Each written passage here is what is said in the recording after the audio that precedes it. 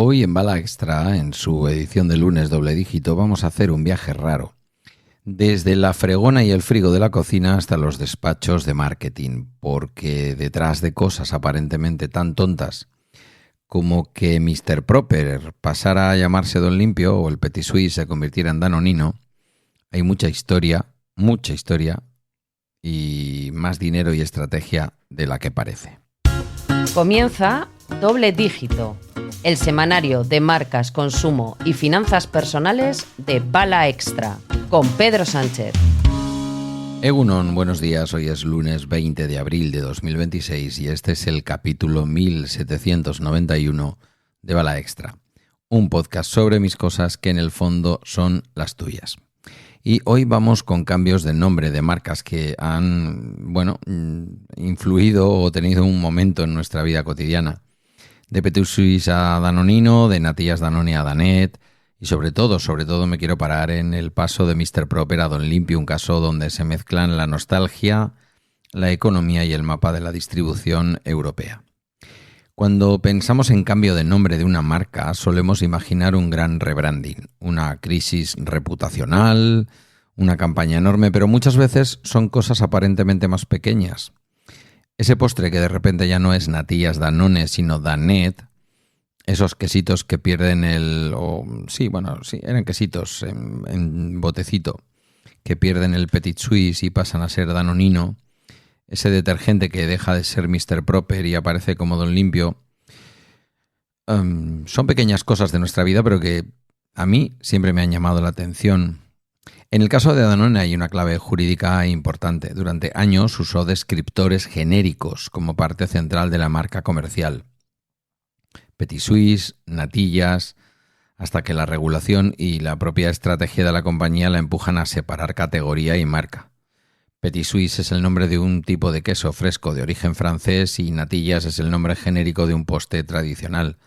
Convertir esos nombres en marcas fuertes de Danone generaba problemas. Por un lado, dificultades para registrarlos y protegerlos, por lo tanto, y por otro, una especie de confusión entre producto y fabricante. La solución fue ir hacia nombres propios. Danonino para los antiguos Petit Suisse, Danet para las Natillas, manteniendo el producto y apoyándose en la inmensa fuerza de la marca paraguas que es Danone.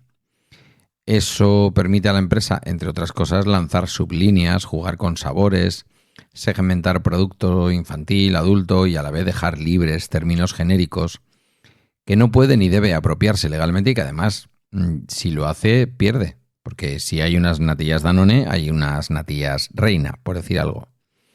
Entonces, una parte del branding, una parte de la publicidad, una parte de todo lo que Danone invertía en dar a conocer lo suyo, servía para dar a conocer lo de los demás.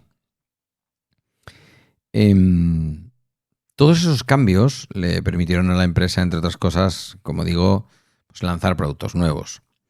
Es un ejemplo de cómo las marcas a veces cambian no porque el producto cambie, sino porque el entorno jurídico y competitivo las empuja a reforzar su propia identidad. Algo parecido, aunque con otra lógica, pasó con Nestlé y Fusti, ya hablamos de ello. Cambia el producto, cambia el acuerdo entre empresas. Coca-Cola deja de trabajar con Nestlé en este preparado concreto, pero la nostalgia y el reconocimiento siguen ahí y durante un tiempo van a convivir fórmulas nuevas que llevan nombres antiguos, como Nestlé, con marcas nuevas que son el Nestlé de toda la vida, como es Fusti. Pero el caso que hoy quiero desarrollar contigo es otro mucho más sabroso en términos de historia de consumo, el paso de Mr. Proper a Don Limpio. No creo que esto fuera así en América Latina. Los nombres de los detergentes, y aunque sean las mismas multinacionales y el mismo producto, cambian. Procter & Gamble, por ejemplo, pues hace cosas distintas. A veces trae el nombre estadounidense, a veces no. Y luego también está la edad, Voy a hablar de algo que es muy, muy básico para quienes fuimos criaturas en los años 80. En ese momento Mr. Proper es casi un personaje de la familia. Un señor calvo de un frasco verde con los brazos cruzados, como si fuera un portero de discoteca, prometiendo que aquello limpiaba por arte de magia. El personaje original, Mr. Clean, nace en Estados Unidos en 1957 como icono de Procter & Gamble, un genio salido de la botella que representa la idea de que el producto limpia como por arte de magia. Cuando Procter & Gamble decide expandir la marca a Europa, adapta el nombre a cada país. En Francia es Monsieur Propre, en Italia Mastrolindo, en Alemania Meister Proper, en América Latina es Maestro Limpio y en España el producto llega en 1982, año del Mundial de Fútbol, del Naranjito, bajo el nombre de Mr. Proper. Desde el principio la compañía sabían que algún día querrían tener un nombre local, Don Limpio, pero en ese momento la marca registrada no estaba disponible y optan por la versión Mr. Proper, muy cercana a la francesa, que ya era un éxito. Durante los años 80 y principios de los 90, Mr. Proper se consolida en España como líder o colíder de su categoría, limpiador multiusos de suelos y superficies, muy presente en publicidad televisiva, muy reconocible por el personaje, y aquí entra la parte menos romántica de la historia. La economía interna de una multinacional en la Europa de las dos velocidades. Resulta que el Mr. Proper fabricado en España era bastante más barato que el mismo producto fabricado en otros países europeos. La razón: costes de producción más bajos, estructura salarial distinta, quizá estrategias promocionales más agresivas en un país en el que había que ganar cuota. El resultado fue un fenómeno curioso. Distribuidores de otros países empezaron a comprar Mr. Proper español y llevárselo a Francia, Portugal o Alemania, porque el producto era idéntico. Misma fórmula, mismo formato, pero costaba menos y les dejaba más margen. Es decir, que Mr. Proper empezó a piratearse a sí mismo. La misma marca de la misma multinacional compitiendo consigo misma en distintos mercados porque las fábricas nacionales vendían por su cuenta al exterior para aprovechar el diferencial de precio. Una especie de dumping interno dentro de Procter & Gamble que generaba tensiones entre filiales y distorsionaba la estrategia global de precios. Ante este problema, Procter & Gamble hace dos cosas. Por un lado, decide localizar el nombre en cada país para que sea más fácil controlar flujos y precios. En España, en cuanto queda libre la marca, cambian de Mr. Proper a Don Limpio en 1996. Y por otro, refuerzan la idea de que cada mercado tenga su propia identidad de marca. Don Limpio, Mastrolindo, etc. De manera que ya no sea tan sencillo vender un producto español en Francia sin que se note que no es el Monsieur Propre oficial. La versión oficial que dio la compañía a medios de generalistas es más simple. Siempre quisimos tener un nombre local, de la misma manera que en Francia es Monsieur Propre, en Italia es Mastrolindo y en el 96 pudimos registrar por fin Don Limpio. Pero otros relatos y testimonios de gente que trabajó en la empresa confirman que detrás había razones económicas muy concretas vinculadas a este autopirateo de producto del que yo hablaba.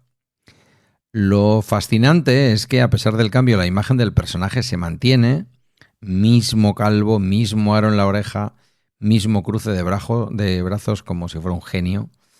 Cambia el nombre, pero el icono pop sigue ahí y muchas personas todavía hoy siguen llamándole Mr. Proper, aunque en el frasco ponga Don Limpio.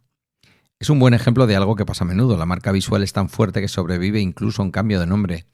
La palabra oficial cambia, pero en la memoria colectiva sigue siendo la de siempre. Seguimos comprando Petit Suisse, ¿eh? Si lo piensas, hay varios patrones comunes entre todos estos casos. Legalidad y protección de marca. Danone no puede apropiarse de Natillas o Petit Suisse como si fueran marcas suyas para siempre, así que crea Danet y Danonino.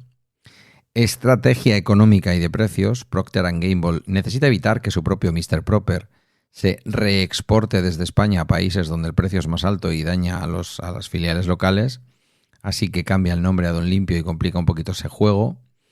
Y luego la adaptación cultural. Nombres como Don Limpio, Danonino o Danet suenan más propios, más locales, más fáciles de recordar y de pronunciar que Mr. Proper o Petit Suisse para determinados públicos.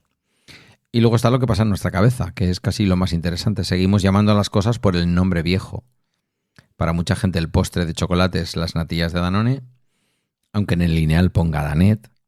El quesito es Petit Suisse, aunque la criatura esté comiendo un Danonino. El detergente es Mr. Proper, aunque la botella gire y diga Don Limpio. Y aquí hay algo muy potente sobre cómo construimos memoria y pertenencia en torno a las marcas. No es solo consumo, es biografía. Es tu madre diciendo cómete un petit suisse. Es el anuncio de la tele, es ese frasco verde de la cocina de la infancia. Cuando la marca cambia de nombre, la empresa está jugando con una parte de tu memoria personal y eso a veces genera rechazo, resistencia, incluso pequeñas teorías de la conspiración. ¿Qué le habrán hecho al producto? Ya no sabe igual. En el fondo, este repaso a Danone y sobre todo a Mr. Proper, Don Limpio, nos recuerda que las marcas no son estáticas, por mucho que en nuestra cabeza lo parezcan. Cambian porque cambia la ley, porque cambian los precios, porque cambian las estrategias de una multinacional que decide desde Cincinnati, París o Ginebra cómo se va a llamar lo que tú compras en el súper del barrio.